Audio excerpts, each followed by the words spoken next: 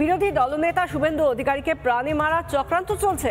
বিস্ফোরক অভিযোগ ব্যারাকপুরের প্রাক্তন সাংসদ অর্জুন সিং এর। তাঁকে ও বিরোধী দলনেতাকে প্রাণে মারতে রাশিয়া থেকে আমদানি করা হয়েছে মারণ গ্যাস। অর্জুনের অভিযোগে রাজ্য রাজনীতিতে ব্যাপক শোরগোল। এখন শুভেন্দু অধিকারী অর্জুন সিং মতন লোকদেরকে মেরে দেওয়ার চক্রান্ত চলছে।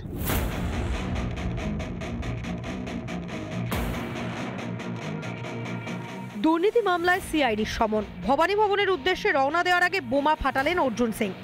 তাকেও বিরোধী দলনেতা শুভেন্দু অধিকারীকে হত্যার ষড়যন্ত্র চলছে। চাঞ্চল্যকর অভিযোগ ব্যারাকপুরের প্রাক্তন সাংসদের। এখন শুভেন্দু অধিকারী অর্জুন সিং মতন লোকদেরকে এরা কোনোভাবে আটকাতে পারছে না, তখন একটা মেরে দেওয়ার চক্রান্ত চলছে।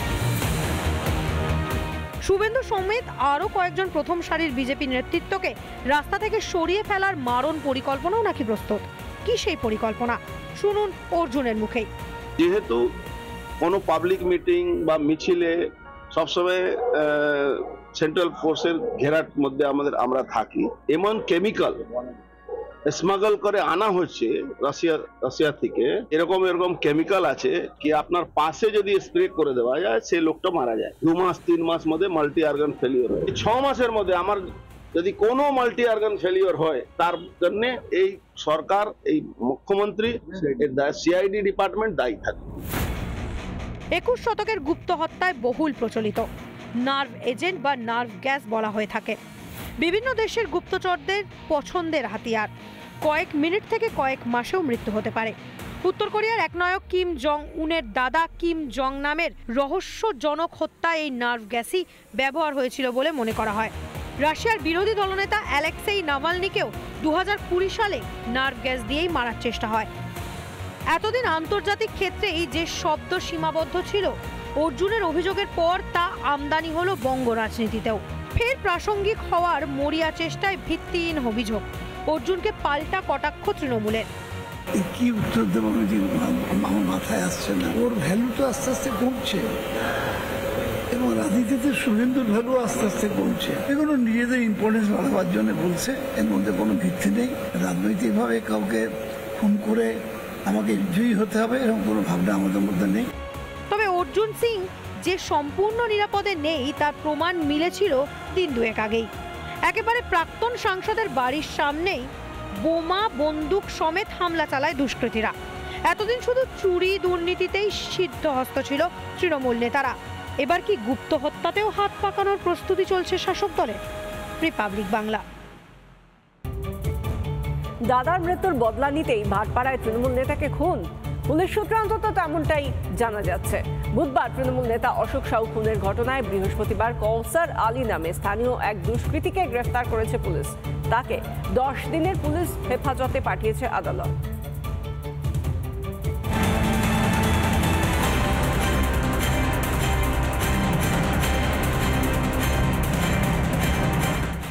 এরাই প্রিয়ঙ্কু পান্ডের উপরে গুলি চালিয়েছিল, বোম চালিয়েছিল। এদেরকে প্রিয়ঙ্কু পান্ডের উপরে গুলি চালানো কেসে এদের নাম আছে, আবার তারাই একে মারে। তাহলে ভাবুন এখানে লোহাচোর সোমনাথ শ্যাম কি অশান্তি করছে পার্থভূমিকে আশীর্বাদ দিয়ে। প্রতিশোধ নিতেই কি গুলি করে খুন তৃণমূল নেতা অশোক সাউ? অন্তত এমন তথ্যই হাতে পাচ্ছেন ব্যারাকপুর পুলিশ কমিশনারেটের আধিকারিকেরা। খুনের নেপথ্যে সুজল প্রসাদ নামে এক কুখ্যাত দুষ্কৃতীর হাত রয়েছে বলেই অভিযোগ।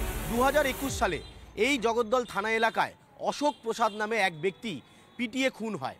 সেই সময় এই অশোক সাউ ঘটনাস্থলে ছিলেন, এমনটাই এই অশোক প্রসাদের ভাই আকাশ প্রসাদ মনে করেছিল।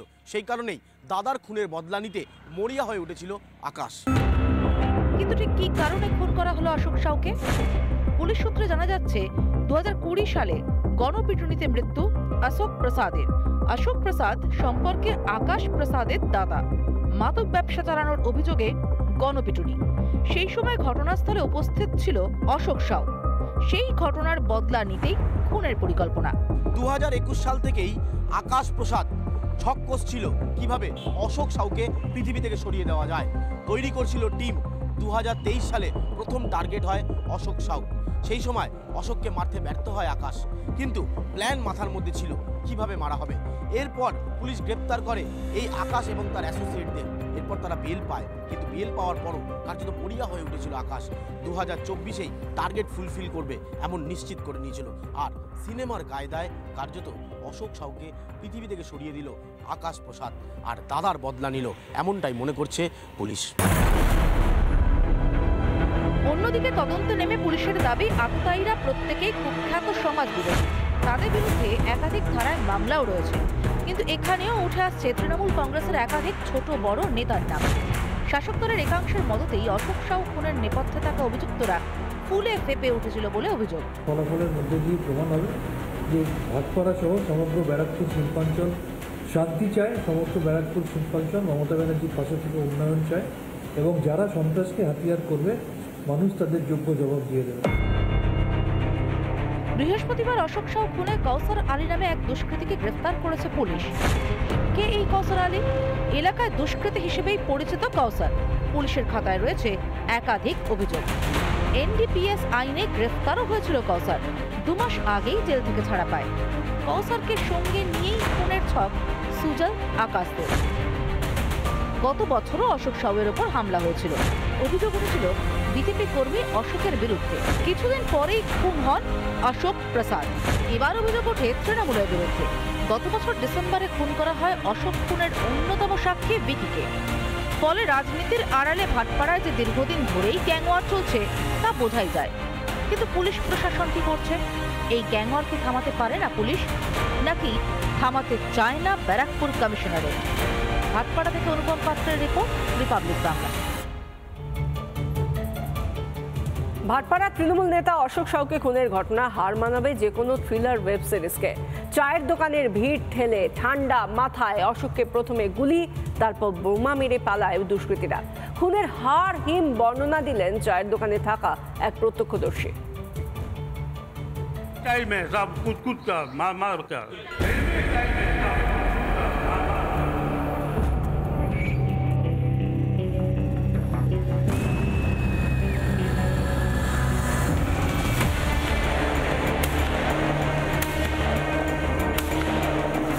চোখের সামনে যেন সিনেমা হচ্ছে।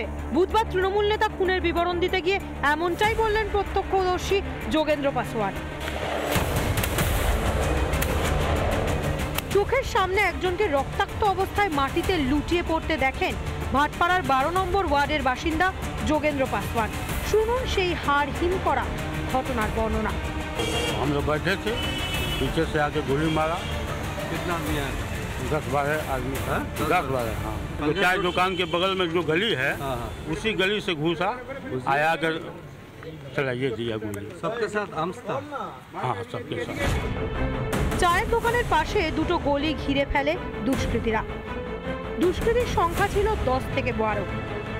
হাতে ছিল 9mm পিস্তল বোমা। 5 থেকে 7 মিনিটের মধ্যে অপারেশন। প্রথমে গুলি, পরে দোকানের জানলা দিয়ে বোমা। প্রথম গুলি লক্ষ্যভ্রষ্ট হওয়ার পর ফের গুলি। প্রত্যক্ষদর্শীর বয়ান ছাড়াও পুলিশের হাতে আসে গোটা এলাকার 126টি সিসি ফুটেজ। वो अंदर बम मारा, चाय दुकान के अंदर बम मारा। फिर फायरिंग करेगा उसके बाद? बम नहीं फटा तो गोली मारने। इसी तरह 10-15 फायर किया, फिर जाने के समय 4 गोली मारा। কৌসারের বাড়ির কাছের একটি ক্যামেরাও পুলিশ কিন্তু দেখেছে। সেই ক্যামেরায় দেখা যাচ্ছে যে সকালবেলা কৌসার তিনি বাড়ির থেকে বেরিয়েছেন এবং ক্যামেরার সামনে দাঁড়িয়েছেন। অর্থাৎ কৌসার জানতো যে পুলিশ এই সিসিটিভি ফুটেজ দেখবে, সেই কারণে ঘর থেকে বেরিয়ে সরাসরি ক্যামেরার সামনে দাঁড়ায়, তারপর আবার ঘরে ঢুকে যায়। এরপর সে যেটা করেছিল, পেছনের দরজা দিয়ে আবার বেরোয়। পুলিশ সূত্রের দাবি অশোক সাউকে খুনের ছক 2023-এই করে সুজল। অশোক সাউকে লক্ষ্য করে গুলি এবং বোমা ছুড়েছিল সুজল প্রসাদ ও তার সাঙ্গপাঙ্গরা। হোম মিনিস্টারকে একটা চিঠি দেওয়া দরকার আছে, কেন এই কেসে বম ইউজ হয়েছে, এই কেসে এক্সপ্লোসিভ ইউজ হয়েছে, এই কেসে 3/4 অ্যাক্ট লেগেছে, তাহলে এই কেসটা কেন এনআইএ কাছে যাবে না? এটা যাওয়া উচিত, এনআইএ তদন্ত করুক। কিন্তু পশ্চিমবাংলা সরকার এই যে অশোক স্যার উপরে 2 বছর আগে অ্যাটাক হয়েছিল, এও টিএমসি, আর যারা মারছে সেও টিএমসি। অশোক সাউয়ের খুনের ঘটনা এখনো পর্যন্ত 3 জনকে চিহ্নিত করতে পেরেছে পুলিশ। ইতিমধ্যেই গ্রেফতার কৌসার আলী। এছাড়াও সুজল প্রসাদ ও সুজাল পাসওয়ানকে চিহ্নিত করেছে পুলিশ।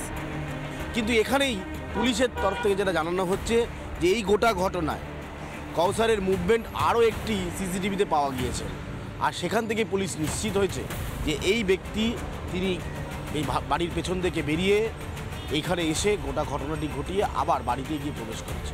এর সাথে আরও 3 জনের নাম উঠে আসছে। তদন্তের স্বার্থে পুলিশ এই 3 জনের নাম এখনই বলতে চাইছে না। ভাটপাড়ায় খুনের ঘটনায় এখনো হদিশ নেই মূল চক্রী সুজল প্রসাদ সহ 2 জনের। তাদের খোঁজে ইতিমধ্যেই শুরু হয়েছে তল্লাশি। ভাটপাড়া থেকে অনুপম পাত্রের রিপোর্ট, রিপাবলিক বাংলা। নানা ধরনের কন্টেন্ট দেখার জন্য লাইক করুন, শেয়ার করুন আমাদের ফেসবুক পেজ, সাবস্ক্রাইব করুন আমাদের ইউটিউব চ্যানেল। পাশাপাশি অন্যান্য ব্রেকিং নিউজের জন্য অবশ্যই চোখ রাখুন রিপাবলিক বাংলায়।